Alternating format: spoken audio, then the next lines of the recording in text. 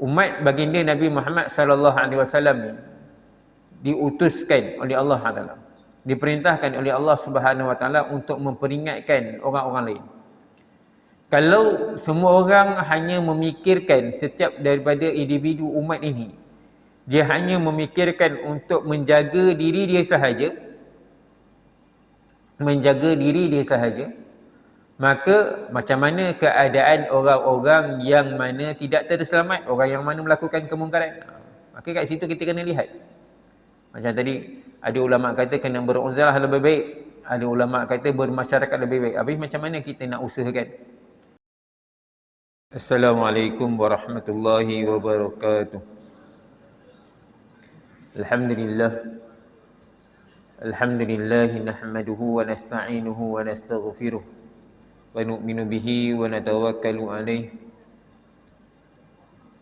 wa na'udzu billahi min syururi anfusina wa min sayyiati a'malina. May yahdihillahu fala mudilla lahu wa may yudlil fala hadiya lahu. Asyhadu an la ilaha illallah wahdahu la syarika lahu wa asyhadu anna Muhammadan abduhu wa rasuluh. Allahumma salli wa sallim wa barik ala sayyidina Muhammad wa ala alihi wa sahbihi wa baraka wa sallam. Rabbi syrah li sadri wa yassir li amri wa hlul 'uqdatam min lisani yafqahu qawli. Rabbi yassir wa la tu'assir wa tammim bil khair wa bika nasta'in. Ya Fattah, Ya Fattah, Ya Fattah, amma ba'd. Alhamdulillah, tuan-tuan, puan-puan, muslimin, muslimat yang dirahmati Allah. Pertama sekali dan selamanya, mari kita ucapkan syukur kita kepada Allah, kerana Allah Subhanahu wa taala masih lagi kekalkan kita di atas nikmat dan rahmatnya. Allah Subhanahu wa taala masih lagi berikan kita taufik dan hidayat, dapat lagi kita terus beriman, beramal, menunaikan perintah-perintahnya, mengikut sunnah jalan petunjuk yang telah ditunjukkan oleh baginda Nabi sallallahu alaihi wasallam. Moga-moga dengan kita terus menerus menjalankan perintah Allah, mentaati segala suruhan dia, menjauhi larangan dia, mencontohi kehidupan baginda Nabi sallallahu alaihi wasallam, maka Allah Subhanahu wa taala tambahkan lagi nikmat-nikmatnya kepada kita. Allah Subhanahu wa taala permudahkan urusan kita. Allah Subhanahu wa taala angkat kesusahan kita, lebih-lebih lagi dalam keadaan kita berhadapan dengan pelbagai cabaran yang ada pada masa kini. Tuan-tuan, puan-puan, muslimin, muslimat yang dirahmati Allah, insya-Allah pada pagi ini kita akan sambung kitab pengajian kita, kitab Minhajul Abidin, Jalan Para Abid, pada menyatakan aqabah penghalang, bahagian peringkat penghalang. Dalam kita nak beribadat kepada Allah Subhanahu wa taala, tuan-tuan, ada beberapa peringkat yang mana kita perlu lalui. Pertama, peringkat ilmu, kedua, peringkat taubat, dan ketiga, peringkat penghalang. Tuan-tuan muslimin yang dirahmati Allah, dalam peringkat penghalang ini ada beberapa penghalang yang akan menghalang manusia untuk beribadat kepada Allah Subhanahu wa taala. Pertama sekali yang akan menghalang manusia daripada beribadat kepada Allah Subhanahu wa taala adalah dunia. Dunia adalah antara penyebab penghalang utama yang menyebabkan manusia, seseorang itu tidak dapat menyempurnakan ibadat, menyempurnakan perintah Allah, sunnah Nabi dan sallallahu alaihi wasallam dalam kehidupan dia. Kita dah bincangkan tentang dunia, apa perkara yang perlu dilakukan, apa perkara yang perlu kita elakkan dalam tentang dunia.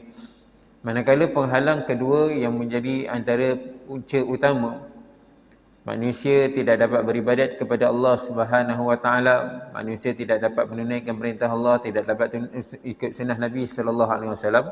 Penghalang kedua ini adalah makhluk dan juga manusia toleh, manusia yang jahat.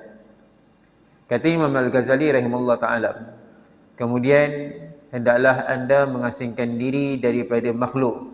Semoga Allah Subhanahu wa taala memberikan taufik kepada anda dan kepada kami juga untuk mengerjakan taat kepadanya. Mengasingkan diri ataupun disebutkan dalam bahasa Arab disebut sebagai uzlah. Uzlah, beruzlah. Bagaimana yang dikatakan mengasingkan diri? Adakah betul-betul kena mengasingkan diri? Kena duduk bersendirian, tidak duduk bersama dengan orang lain? Makhluk yang dikatakan, yang dimaksudkan makhluk di sini bermaksud manusia. Yang dikatakan makhluk di sini adalah manusia. Imam Al-Ghazali rahimahullah ta'ala telah menyarankan kepada kita supaya beruzlah dan mengasingkan diri daripada manusia, tetapi bukan dengan semua manusia.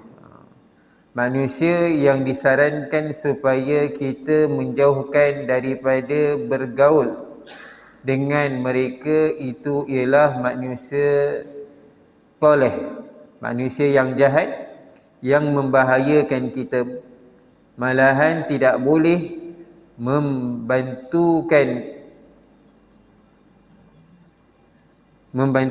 kita dalam mempertingkatkan iman, ilmu dan ibadat. Malahan dia akan merosakkan agama kita. Adapun manusia beriman, berakhlak mulia, berilmu, soleh dan bertakwa kepada Allah Subhanahu wa taala, maka hendaklah didampingi dan dikasihi kerana ada manfaat dan faedahnya. Jadi tuan-tuan, puan-puan muslimin muslimat yang dirahmati Allah, keadaan sekeliling, suasana di sekeliling boleh mempengaruhi keadaan diri kita, keimanan kita. Keadaan sekeliling boleh mempengaruhi diri kita, mempengaruhi iman amal kita. Mempengaruhi diri kita, mempengaruhi iman amal kita. Dengan orang yang baik kita bergaul, maka kebaikan kita akan dapat. Memberi kesan kebaikan pada diri kita. Dengan orang yang jahat, orang yang tidak baik kita bergaul, maka dia akan memberi kesan buruk kepada kita.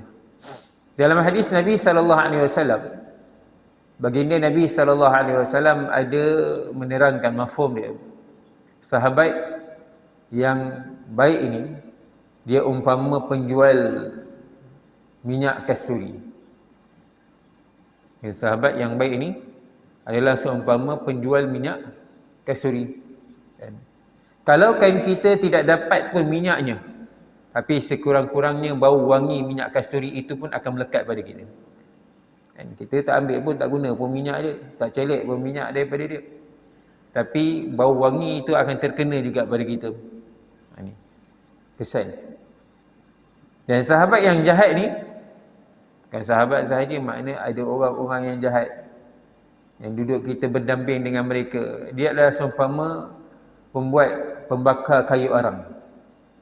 Kalaukan kita ni tidak membakar kayu arang pun, tapi kesan-kesan arang itu akan terkena juga pada kita. Begitulah juga tuan-tuan, puan-puan muslimin muslimat yang dirahmati Allah. Kalaukan kita tidak melakukan kejahatan, kita tak ambil pun kejahatan yang dilakukan oleh sahabat ataupun orang yang buat jahat tersebut, tetapi kesan kejahatan itu akan terkena juga kepada kita. Sebab tu tuan-tuan, puan-puan muslimin muslimat yang dirahmati Allah, dalam kita nak menjadi hamba Allah Subhanahu wa taala yang sempurna, maka kita kena pilih teman. Kita kena pilih teman. Bukanlah bermakna orang-orang yang tidak baik ini kita perlu dibiarkan, tidak. Pergaulan tersebut. Pergaulan. Jangan pergaulan itu menyebabkan kita ni terkesan dengan mereka. Macam mana nak elakkan daripada terkesan dengan mereka? Kita kena cari orang-orang yang soleh, ramaikan orang soleh menjadi sahabat kita. Ramai orang-orang soleh yang menjadi yang kita mendampingi mereka. Dan keadaannya lebih baik kalau keadaan semuanya tidak baik. Kalau keadaan semua orang tidak baik, keadaan terlalu kucak-kacir, keadaan yang mana orang soleh susah nak ditemui, maka ketika itu beruzlah, bersendirian itu lebih baik. Duduk bermasyarakat ini adalah satu sunnah. Duduk bermasyarakat itu adalah satu sunnah baginda Nabi SAW, benar. Duduk masyarakat ini juga akan mendidik agama jiwa kita. Walau bagaimanapun tuan-tuan, pemain dirahmati Allah Ta'ala, masyarakat yang macam mana? Masyarakat yang soleh. Masyarakat yang menunaikan perintah Allah Subhanahu Wa Ta'ala. Yang duduk bersama dengan masyarakat ini yang menunaikan perintah Allah Subhanahu Wa Ta'ala. Ada keadaan tuan-tuan pemain dirahmati Allah Subhanahu Wa Ta'ala, masyarakat ni tak dapat lagi menunaikan perintah Allah. Dia akan melanggar perintah Allah Subhanahu Wa Ta'ala. Mereka meninggalkan sunnah baginda Nabi sallallahu alaihi wasallam. Dalam keadaan yang sebegini tuan-tuan, pemain dirahmati Allah Subhanahu Wa Ta'ala, mengasingkan diri daripada masyarakat yang sebegini adalah lebih baik. Dalam keadaan yang sebegini, mengasingkan diri daripada masyarakat yang sebegini adalah lebih baik.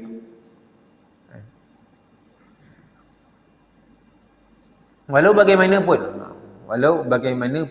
bukanlah bermakna mengasingkan diri itu tidak langsung mengajak mereka kepada kebaikan. Asingkan diri, kadang-kadang perlukan bersendirian. Kita perlu bersendirian nak menyelamatkan. Kalau dulu pernah berlaku satu zaman tuan-tuan, kan, ada riwayat yang mengatakan tuan-tuan pemain dirahmati Allah Ta'ala, akan ada satu masa keadaan terlalu buruk, kita duduk dalam hutan itu lebih baik. Duduk dalam bersendirian itu lebih baik. Sendirian yang jauh daripada masyarakat itu lebih baik untuk menyelamatkan diri kita. Kerana apa? Ada keadaan tuan-tuan yang dirahmati Allah, bila kemungkaran dah berlaku berluasa dan kemungkaran itu tak dapat diatasi. Kemungkaran telah berlaku dengan berleluasa, kemungkaran berlaku dengan secara terang-terangan, berluasa dan tak dapat diatasi. Maka tuan-tuan pemain dirahmati Allah Subhanahu Wa Ta'ala, azab Allah Subhanahu Wa Ta'ala akan turun. Azab Allah Subhanahu Wa Ta'ala akan menimpa. Kan, bila kemungkaran berlaku tak henti-henti. Maka ketika itu tuan-tuan pemain dirahmati Allah Subhanahu Wa Ta'ala, kalau kita dah usaha untuk membaiki kemungkaran tersebut tetapi tak dapat dibaiki, kita dah buat amal makruf nahi mungkar tetapi tidak dapat, tak memberi kesan, kan? Keadaan yang sebegitu tuan-tuan, kita lebih baik kita menjauhkan diri daripada keadaan itu. Kerana apa? Kerana azab Allah Subhanahu Wa Ta'ala akan menimpa ketika itu. Keadaan itu bukan bermakna kita tak buat amal makruf nahi mungkar. Jangan salah faham. Amal makruf nahi mungkar dia adalah satu kewajipan. Amal makruf nahi mungkar adalah satu kefarduan. Amal makruf nahi mungkar ni fardu. Kan, fardu. Dan ada mengatakan fardu kifayah. Pandangan ulama mengatakan amal makruf nahi mungkar ni adalah fardu kifayah. Tapi mengikut keadaan hari ini tuan-tuan, dia bukan lagi menjadi fardu kifayah, bahkan dia telah menjadi ketentuan pada setiap orang untuk mengingatkan manusia. Dan kerana tuntutan fardu kifayah tu tak memadai. Maka tuan-tuan, perempuan muslimin muslimat yang dirahmati Allah Subhanahu Wa Ta'ala, bila sampainya satu masa, ada keadaan satu masa di akhir zaman, moga Allah Ta'ala pelihara kita daripada masa tersebut, akan datangnya satu masa yang mana kemungkaran akan dilakukan secara terang-terangan. Kemungkaran dilakukan secara berluasa. Kemungkaran itu berlaku dengan melampau sehingga kan tak dapat dibendung. Kemungkaran itu telah menguasai. Keadaan ini akan berlaku. Keadaan ini boleh berlaku di akhir zaman, boleh berlaku. Maka bila keadaan ini berlaku tuan-tuan pemain dirahmati Allah Subhanahu Wa Ta'ala, kan, tugas kita pertama sekali adalah untuk memperbaiki, mengubahkan kemungkaran itu kepada kebaikan. Kita kena ajak dia kepada kebaikan, betulkan balik keadaan kebaikan. Tetapi kalau tak dapat dibaiki, maka tuan-tuan pemain dirahmati Allah Ta'ala mengasingkan diri ketika itu lebih baik. Tak dapat dibaiki, maka ketika itu tuan-tuan pemain dirahmati Allah Subhanahu Wa Ta'ala, mengasingkan diri adalah lebih baik, yakni mengasing diri daripada orang ramai. Kerana apa? Kerana azab Allah Subhanahu Wa Ta'ala sedang menanti. Satu. Kedua, kerana apa? Dikuatiri kita akan terkesan dengan kemungkaran tersebut. Itu keadaan tu lebih baik. Walau bagaimanapun tuan-tuan pemain dirahmati Allah Subhanahu Wa Ta'ala, iman kita adalah iman yang suasana. Diri kita ni mengikut suasana. Kalau suasana kita semua orang buat baik, kita akan terkesan dengan kebaikan. Kalau semua orang buat jahat tuan-tuan, sedikit sebanyak kita akan terkesan dengan kejahatan tersebut. Sebab tu tuan-tuan, pembahagian rahmati Allah Subhanahu Wa Taala, kan, langkah yang paling baik, paling utama, amar ma'ruf nahi munkar perlu dilakukan, betul. Kalau tak dapat dibendung juga, maka ketika itu beruzlah, mengasingkan diri adalah lebih baik. Imam An-Nawawi rahmatullah alaih telah berkata, ulama telah berselisih pandangan tentang mana yang terlebih utama, beruzlah, mengasingkan diri, dan bermasyarakat, mengasingkan diri dari masyarakat ramai, atau bercampur gaul dengan mereka. Mana lebih utama? Jadi keadaan sama ada kita bermasyarakat dengan orang ramai ataupun beruzlah, mengasingkan diri. Manakah lebih utama? Ini Imam Nawawi sebut. Setengah ulama mengutamakan uzlah kerana ia benar-benar akan menyelamatkan seseorang daripada pengaruh buruk masyarakat, dengan syarat mereka yang mahu beruzlah itu terlebih dahulu mengerti dan faham dengan hukum-hukum agama dan kewajipan-kewajipan ibadat. Ya, tujuan beruzlah adalah untuk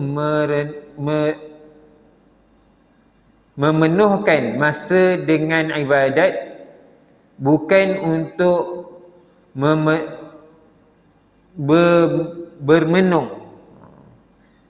bermenung kosong tanpa faedah.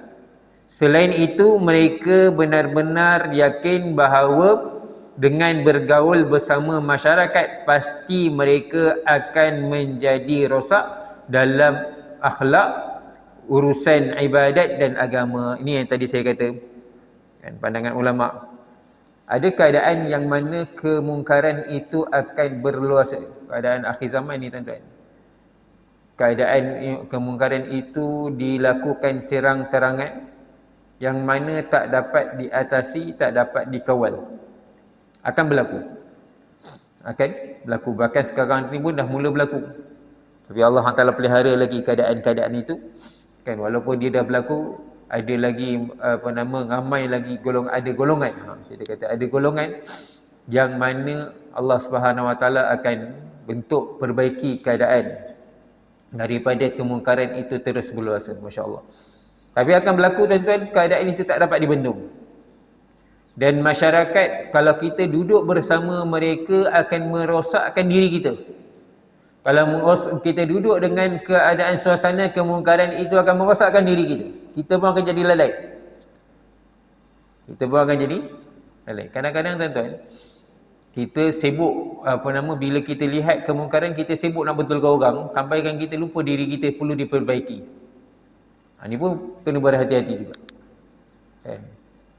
Asal ibadat ni kita nak perbaiki amal kita yang paling penting, paling utama. Kita nak perbaiki amal kita, di samping itu kita mengajak orang lain perbaiki amal diri mereka.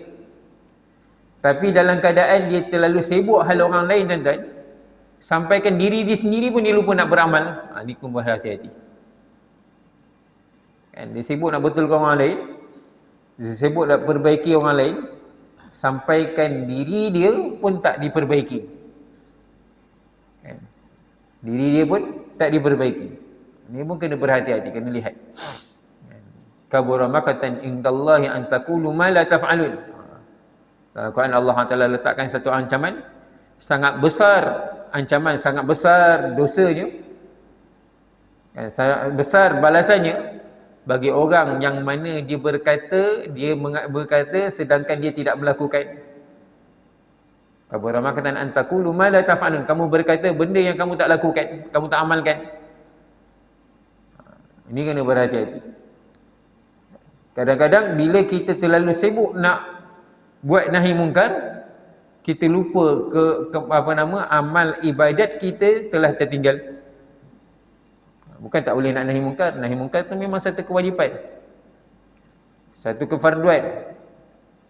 Tapi kalau terlalu sibuk sehingga kan amal kita tertinggal, amal kita tak dapat diperbaiki, maka ketika itu tuan-tuan, mengasingkan diri adalah lebih baik.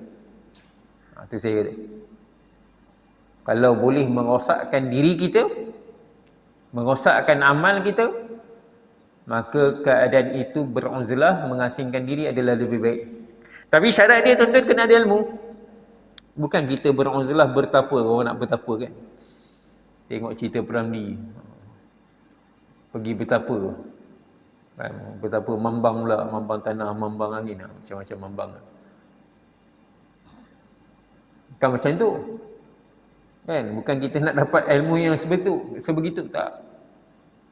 Ilmu beruzlah maknanya dia kena ada ilmu syariat. Dia ada ilmu, dia tahu mana perintah Allah, mana larangan Allah, mana sunnah Nabi SAW. Mana kemantapan ilmu kena ada juga.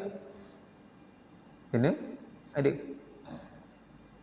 Sebab tu tuan-tuan yang dirahmati Allah Subhanahu Wa Taala, dalam nak membaiki diri, kan, dalam nak membaiki diri, sebenarnya dalam syariat kita pun disyariatkan untuk kita membaiki diri, kita kena cari suasana yang baik. Kan, kalau tuan-tuan perasan, saya tahu lagi sekarang ni kita kurang nak bincangkan dalam masalah hudud, isu hudud. Semoga Allah Taala mudahkan kita untuk menjalankan menjalankan perintah Allah Taala dengan sempurna. Hudud tuan-tuan, antara hukuman hudud, salah satu hukuman hudud bagi mereka yang berzina. Hukuman hudud bagi mereka yang berzina. Bagi mereka yang berzina ni, tuan-tuan muslimin yang dirahmati Allah, yang belum kahwin. Yang belum kahwin maknanya dia tidak mengasai nikah yang sebenar. Dia belum bernikah. Tuan-tuan muslimin yang dirahmati Allah, hukuman dia adalah sebatan sebanyak 100 kali. Satu. Dia bukan hanya sebatan sahaja, sebatan sebanyak 100 kali sebatan. Hukuman pertama. Hukuman, dan dalam hukuman itu juga dia dikenakan juga dibuang negeri. Dibuang negeri selama 1 tahun. Antara faedah buang negeri ni tuan-tuan adalah supaya apa? Dia mencari suasana yang lain, suasana yang baik untuk memperbaiki moral dia, memperbaiki keadaan dia. Sebenarnya tuan-tuan, dan kita pernah dengar kisah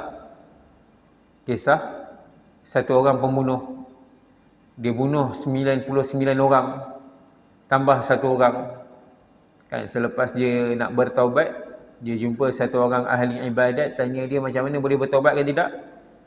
Maka ahli ibadat ini kata, kamu tak boleh taubat, kamu dah bunuh ramai orang. Maka sebab dia rasa macam ahli ibadat ni, dia tak puas hati dengan kata-kata ahli ibadat ni, maka dia pun telah bunuh ahli ibadat tu cukup 100 orang. Jumpa satu orang alim, maka bila ditanya boleh tak bertaubat, dia kata kamu boleh taubat, tapi syarat dia kamu kena keluar daripada tempat. Syarat dia kamu kena keluar daripada tempat kamu kemungkaran yang telah kamu lakukan. Sebab apa dia tuan-tuan? Hakikatnya kenapa dia kena keluar? Kerana kita akan dapat suasana untuk memperbaiki diri kita apabila kita keluar daripada tempat kita. Tempat yang mana kita berlaku kita masa silam kita, ataupun keadaan kita dalam zulumat, kita kena keluar daripada tempat tu. Bila kita keluar, maka Allah Subhanahu Wa Taala akan bukakan hidayat untuk kita. Keluar daripada tempat yang zulumat tersebut, maka Allah Taala akan bukakan hidayat. Bahkan tuan-tuan, hari ini tuan-tuan, berapa banyak orang yang berhijrah, dia tinggalkan tempat dia, tinggalkan kampung dia, maka Allah Taala berikan banyak kurniaan rezeki yang baik. Dalam masa yang sama bukan bermakna dia tinggalkan terus. Kan, bukan bermakna dia tidak mengindahkan terus. Dia kena tengok keadaan. Kan, dia kena ada risau. Dia kena ada rasa kasihan. Dia kena rasa sedih. Bukan dia tinggalkan terus. Bukan dia hanya semata-mata dia tinggalkan kerana dia tak suka. Tetapi kerana dia tinggalkan adalah kerana dia nak menjaga diri dia, nak selamatkan diri dia, daripada tergesa. Maka ada pandangan ulama mengatakan kita mengasingkan diri ini lebih baik. Mengasingkan diri ini adalah lebih baik kerana nak menjaga diri dengan syarat-syarat dia apa dia? Satu syarat dia mestilah berilmu, ilmu yang mantap, ilmu yang betul-betul mengetahui mana perintah Allah, mana satu larangan Allah, mana sunnah Nabi SAW. Dan dalam masa yang sama, keadaan masyarakat itu terlalu melakukan kemungkaran, tak dapat dibendung. Kemungkaran itu berlaku sangat-sangat berluasa, keadaan tidak dapat dibendung, tak dapat diperbaiki, maka ketika itu beruzlah adalah lebih baik. Ketika itu beruzlah, mengasingkan diri adalah lebih baik. Mazhab Al-Imam Asy-Syafi'i dan kebanyakan ulama rahimullah ta'ala mengutamakan pergaulan dengan masyarakat kerana pergaulan itu akan menghasilkan kemanfaatan dan kebaikan melalui tolong-menolong, bekerjasama, nasihat, menasihati serta dapat membangunkan masyarakat dan memaparkan syiar kekurangan dan perpaduan umat Islam. Dan ada pandangan ulama, termasuklah Imam Syafi'i sendiri, dan kebanyakan ulama kata perlu bergaul, macam saya kata tadi. Sama juga keadaan. Memang sebenarnya bermasyarakat ini memberi banyak manfaat untuk diri kita, betul? Keadaan yang mana mengasingkan diri itu, tuan-tuan puan-puan dirahmati Allah Subhanahu wa taala, bukanlah setiap masa. Bukan setiap masa. Ada masa, tuan-tuan, kita perlu mengasingkan diri untuk memperbaiki diri kita. Ada masa kita perlu mengasingkan diri untuk memperbaiki diri kita. Ada masa yang mana kita perlu bermasyarakat. Kan? Macam saya macam tadi, kalau kita dah keluar sekalipun, jangan kita meninggalkan, mana kita dah mengasingkan diri daripada masyarakat ramai. Jangankan kita tinggalkan mereka begitu sahaja, bahkan perlu juga ada rasa kesihat, kena rasa sedih meninggalkan mereka. Dan hakikatnya, tuan-tuan puan-puan dirahmati Allah Subhanahu wa taala, kan, umat baginda Nabi Muhammad sallallahu alaihi wasallam ni diutuskan oleh Allah Taala, diperintahkan oleh Allah Subhanahu wa taala untuk memperingatkan orang-orang lain. Kalau semua orang hanya memikirkan, setiap daripada individu umat ini, dia hanya memikirkan untuk menjaga diri dia sahaja, maka macam mana keadaan orang-orang yang mana tidak terselamat, orang yang mana melakukan kemungkaran? Maka kat situ kita kena lihat. Macam tadi, ada ulama kata kena beruzlah lebih baik, ada ulama kata bermasyarakat lebih baik. Habis macam mana kita nak usahakan? Macam saya kata tadi, tuan-tuan, hari ini, tuan-tuan, keadaan kemungkaran yang berlaku masih lagi belum lagi keadaannya terlalu membinasakan. Adalah memanglah teruk, bukanlah terlalu. Maksud tak terlalu ni, tuan-tuan, masih lagi boleh dibendung. Dan masih ramai lagi, tuan-tuan puan-puan yang dirahmati Allah Subhanahu wa taala, orang yang mana masih dalam menjalankan perintah Allah, dalam mengikuti sunnah baginda Nabi sallallahu alaihi wasallam. Masih ramai lagi orang, ada golongan-golongan lagi. Maka bagaimana kita nak menghadapi masyarakat macam ini? Kita tak boleh nak menghadapi seorang, sebab apa? Kita lemah.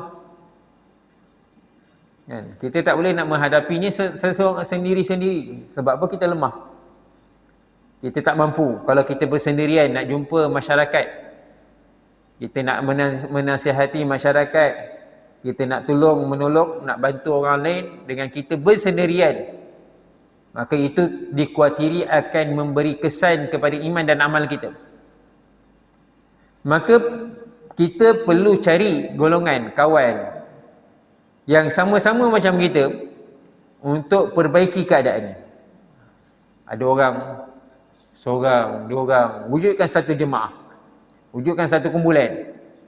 Dengan ada sekumpulan yang macam ini, tuan-tuan, maka Allah Subhanahu wa taala akan berikan bantuan dia. Yadullahi fawqa aydihim. Yadullahi ma'al jamaah. Yadullahi ma'al jamaah. Bantuan Allah Subhanahu wa taala bersama dengan jemaah. Kalau kita bersendirian, seorang-seorang, kita bukan macam nabi-nabi tuan-tuan, kita bukan rasul. Kita tidak ada kemampuan macam nabi-nabi yang Allah telah pelihara mereka, maksumkan mereka. Tapi kita ni manusia biasa. Maka kita perlukan jemaah, kita perlukan kumpulan untuk memperbaiki keadaan-keadaan yang kemungkaran tersebut. Perlukan ada kumpulan, perlukan ada jemaah. Maka tuan-tuan pembawa yang dirahmati Allah Subhanahu wa taala, dengan jemaah yang sebegini, maka Allah Taala akan berikan bantuan. Rasulullah mengasingkan diri bila ada keadaan-keadaan tertentu. Ada keadaan tertentu. Sekarang ulama kan, tambah satu lagi keadaan, ada ulama juga berpandangan tuan-tuan, kita ada keadaan yang mana kita mengasingkan diri. Mengasingkan diri bukan masuk dalam hutan. Mengasingkan diri masuk di rumah-rumah Allah Subhanahu wa taala. Duduk di rumah Allah Subhanahu wa taala. Duduk di masjid-masjid, duduk di surau-surau, mengasingkan diri di masjid, duduk di masjid. Kan? Ada orang datang ke masjid, kita bergaul dengan mereka. Ada orang di luar masjid, ada masa kita pergi bergaul, berjumpa dengan mereka, kan, ajak orang datang ke masjid. Cara bagaimana kita nak bergaul dengan orang ramai dengan keadaan suasana hari ini. Jadi tuan-tuan pemain dirahmati Allah Subhanahu wa taala, macam saya kata tadi, bermasyarakat ada manfaat yang lebih baik. Kan, manfaat yang lebih baik dalam kehidupan kita sebenarnya, dalam keimanan kita, dalam amal kita, Allah Taala akan perbaiki. Kita tak rasa kita sahaja betul. Kita akan rasa kita ada banyak lagi kelemahan bila kita bermasyarakat. Kalau kita duduk bersendirian ni tuan-tuan, boleh membawa juga keadaan yang mana kita sahaja rasa betul. Macam saya kata tadi, nak bersendirian dia ada syarat-syarat dia, bukan terus dia saja boleh bersendirian.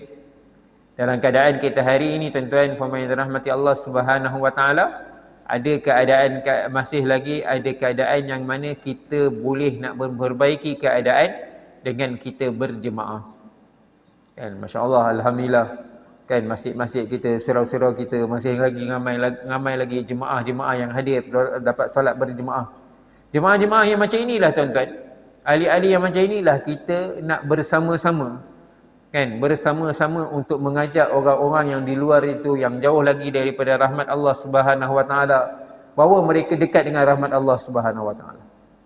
Kan, ahli-ahli masjid terutama dia, orang-orang yang mana dah hadir ke masjid rumah Allah solat berjemaah, terutamanya tuan-tuan pemain rahmati Allah Subhanahu wa taala. Kan, kita Allah Taala berikan untuk kita sama-sama fikir bagaimana golongan yang di luar tu, yang jauh daripada rahmat Allah Subhanahu wa taala, yang belum lagi dapat tunaikan perintah Allah Taala dengan sempurna. Kita pun belum sempurna, bukan kita dah sempurna. Kita pun belum sempurna. Kita nak ajak sama-sama menyempurnakan perintah Allah Subhanahu wa taala.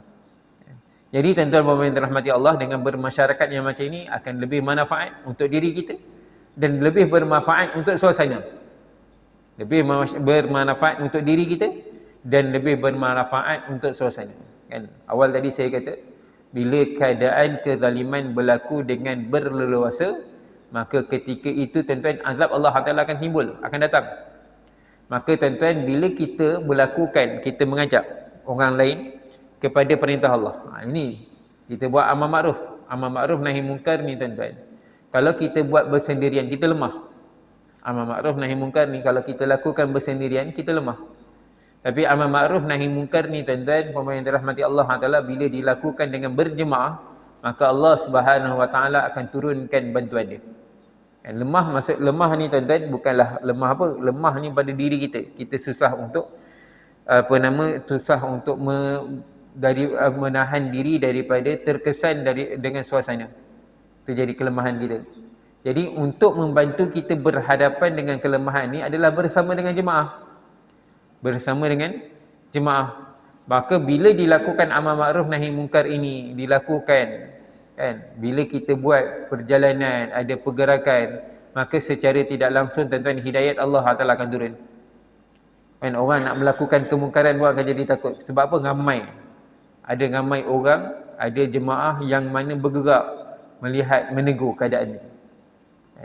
Kemungkaran nak dilakukan tak berani. Tak berani nak buat dengan secara terang-terangan. Kan mungkin kemungkaran akan berlaku. Kan kemungkaran ni tetap akan berlaku. Macam mana pun keadaan. Tetapi sekurang-kurang itu, kemungkaran itu tidak dilakukan secara terang-terangan. Walau bagaimanapun tuan-tuan dan puan yang dirahmati Allah Subhanahu Wa Taala, untuk mengelakkan kemungkaran itu terus-menerus berlaku adalah kita ajak, kita perbaiki, kita bawakan mereka ni kepada perintah Allah Subhanahu Wa Taala, kepada rahmat Allah Subhanahu Wa Taala. Bawa kepada rahmat Allah. Dan rahmat Allah Subhanahu Wa Taala ni tuan-tuan dan puan yang dirahmati Allah Taala tertumpu di masjid, rumah-rumah Allah. Masjid, surau, rumah-rumah Allah Subhanahu Wa Taala. Kan ni masjid-masjid ni tuan-tuan adalah hati kepada kampung. Kalau masjid, surau-surau ni tuan-tuan dan puan yang dirahmati Allah Taala, dia penuh jemaah. Ramai orang yang memakmurkan masjid, ramai orang yang menghadiri masjid, solat berjemaah di masjid, maka tuan-tuan itu menunjukkan kampung tersebut, perumahan di situ tuan-tuan dan puan yang dirahmati Allah Taala itu makmur, kan, dengan perintah Allah Subhanahu Wa Taala. Tapi kalau rumah Allah Taala, masjid, surau itu suram, tak ramai jemaah, kan, yang hadir siapa dia, berapa kerat dia, kan, Imam Bilal, kadang-kadang Imam Bilal pun tak ada, Tok Siak dia ada, kan, berapa orang dia yang hadir, maka itu menunjukkan keadaan kampung, kampung perumahan itu pun keadaan yang suram, lemah. Sebab tu tuan-tuan dan puan dirahmati Allah Subhanahu Wa Taala, menjadi tanggungjawab kita yang Allah Taala berikan taufik kepada kita untuk datang hadir bersolat berjemaah ni tuan-tuan, untuk sama-sama risau fikir. Dan solat berjemaah ni tuan-tuan dan puan dirahmati Allah, berjemaah di masjid ni tuan-tuan dan puan dirahmati Allah Subhanahu Wa Taala, bukan adalah satu pilihan yang mana kita kata nak buat-buat, tak nak buat tak apa. Dan pilihan yang mana kita kata orang tak nak solat berjemaah tu tak apa, terpulang kepada dia. Memanglah pilihan, tetapi pilihan ni dia umpama untung dan rugi. Nak untung ke nak rugi? Kan bukan pilihan ni sama rata tak. Pilihan ni adalah pilihan untung dan rugi. Orang yang solat berjemaah ni tuan-tuan dan puan rahmati Allah Taala, keuntungan dia bukan setakat 27 kali ganda. Yang ni biasa kita dengar. 27 kali ganda, 25 kali ganda. Itu solat berjemaah semata-mata. Tapi satu orang yang hadir solat di masjid Jami', masjid tempat orang berhimpun, ramai orang berhimpun, semua orang berhimpun di situ, kan, solat berjemaah di situ tuan-tuan dan rahmati Allah Taala, gandaan dia bukan hanya 27, 25 kali ganda, bahkan gandaan dia sehingga 500 kali ganda. 500 kali ganda, seperti mana diriwayatkan dalam kitab Mishkat. Kitab Mishkat disebut ganjaran orang yang datang solat berjemaah di masjid Jami', masjid tempat orang berkumpul, di situ ganjarannya adalah 500 kali ganda. Untung rugi tuan-tuan. Tapi hari ini tuan-tuan, untuk dunia kita nampak untung rugi. Oi, kalau tak bagi sikit dia, bukan susah mana pun nak datang berjemaah. Bukan susah mana pun. Kan? Tapi kalau kita tengok dunia ni tuan-tuan yang dirahmati Allah Taala, kalau kita tak buat, kita rasa rugi. Kalau kita tak buat, kita rasa rugi. Walaupun perkara itu, pekerjaan tersebut susah payah sekalipun. Kan, nak dapat kerja, dapatlah sesen dua, kan, dapat sikit sahaja, itu pun kita akan bersusah payah. Kerana apa? Kita tahu keuntungan dunia. Tapi untuk akhirat ni tuan-tuan dan puan yang dirahmati Allah Subhanahu Wa Taala, berapa ramai yang akan rasa rugi datang untuk hadir solat berjemaah. Kan, moga Allah Taala pelihara kita. Sebab tu tuan-tuan, mungkin Allah Taala berikan kita terus istiqamah, kuat kekuatan untuk kita terus berjemaah. Di samping itu juga tuan-tuan dan puan rahmati Allah Taala, nilai kita rasa tanggungjawab untuk menunaikan jemaah ni tuan-tuan. Sama-sama kita bawa juga masyarakat yang jauh daripada rahmat Allah Taala ni untuk berjemaah. Kan? Kerana apa tuan-tuan? Dengan suasana macam ini, dia akan mengubah keadaan. Suasana kebaikan. Kita bawa lagi masyarakat orang yang jauh daripada rahmat Allah Taala. Kita bawa mereka kepada perintah Allah Subhanahu Wa Taala, kepada suasana iman dan amal. Kita bawa suasana masjid, suasana agama, suasana perintah Allah Subhanahu Wa Taala. Secara tidak langsung ia akan mengubahkan keadaan di luar itu. Secara tidak langsung dia akan mengubah keadaan yang di luar. Kan? Keadaan sekarang ni tuan-tuan, kita nampak kemungkaran itu berlaku. Tapi kemungkaran ini masih boleh dibendung lagi tuan-tuan dan dirahmati Allah Taala, kalau hari ini jemaah-jemaah yang ada, orang yang ada di masjid, di surau ni tuan-tuan, orang yang mana Allah Taala bukakan hati ni, sama-sama bawa fikir, ajak orang lain sama-sama untuk datang ke rumah Allah Subhanahu Wa Taala. Ini cara untuk perbaiki keadaan. Ini keadaan hari ini. Belum lagi, itu saya kata, hari ini masih lagi ada kumpulan, ada golongan yang mana keadaan kemungkaran itu boleh dibendung. Akan dapat satu masa nanti tuan-tuan, masjid pun akan ditutup. Masjid pun tak dibenarkan untuk solat. Masjid pun dah diubah, bukan menjadi masjid lagi. Mungkin jadi benda lain. Kan? Kita tinggal seorang-seorang. Kita tak boleh dah nak beramal. Kita akan diganggu. Orang nak beramal ni akan jadi gangguan. Maka ketika itulah baru beruzlah, mengasingkan diri itu lebih baik. Moga Allah Ta'ala pelihara kita daripada keadaan itu. Jadi tuan-tuan pemirsa dirahmati Allah Subhanahu Wa Ta'ala, hujung pangkalnya ialah bagaimana kita dapat taat perintah Allah, ikut sunnah Nabi Sallallahu Alaihi Wasallam. Dan untuk kita terus suasana ini, keadaan ini, kita kena ajak orang lain juga sama-sama menunaikan perintah Allah, ikut sunnah Nabi Sallallahu Alaihi Wasallam. Saya rasa sampai sini sahaja. Moga yang baik ini datang daripada Allah, yang lemah kurang kelemahan diri saya. Saya minta maaf, minta ampun. Kita tutup majlis dengan tasbih kafarah dan surah As. Subhanallah bihamdihi, subhanakallah bihamdika, asyhadu an la ilaha illa anta, astaghfiruka wa atubu ilaik. Bismillahirrahmanirrahim. Wal 'asri innal insana lafi khusr illal ladzina amanu wa 'amilus salihati wa tawassaw bil haqq wa tawassaw bis. Assalamualaikum warahmatullahi wabarakatuh.